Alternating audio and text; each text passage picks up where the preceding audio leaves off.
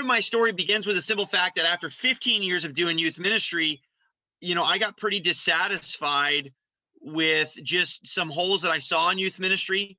I had some, and I'll talk about those in a second. I had some real concerns about the sustainability of churches and youth ministry in general. And I know sustainability is a weird term, more in terms of the economic sustainability. Like, we had this certain engine for the last 1700 years of people giving to churches and institutions in a certain way, and that allowed us to do ministry in a certain way, and all of that is shifting. And so I wondered, man, I really love telling kids about Jesus. Like, how would I continue to? I really love engaging God's sense of kingdom work and justice with students in my community. How would I do that if I couldn't do it, fund it the way that I had? If that's going away, what would I do? And so there were concerns about sustainability that came up. I had concerns about emerging student gaps.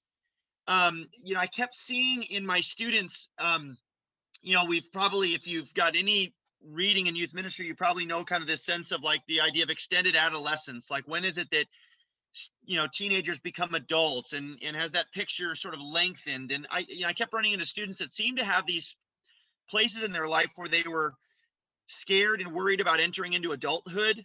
They, some of them for very legitimate reasons.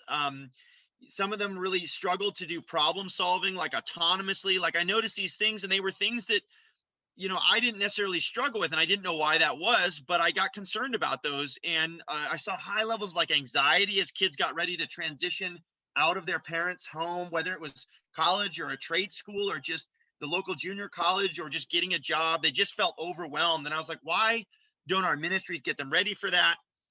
And I also, when I got out of seminary, it was right at the start of kind of the missional church movement.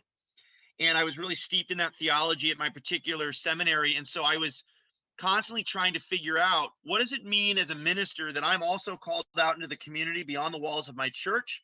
What would it look like for me to embody the sentness of Christ, the way that Christ is sent into the world? How would I do that? And I tried several things, but none of them felt like they really captured the way that I saw Jesus kind of entering into people's lives and entering into the world and things like that. And so I was just constantly fishing around for, gosh, Lord, what does it mean for me to be sent out into my community, and to love my neighbor in that way? And so these are some of kind of the birthplaces of my story.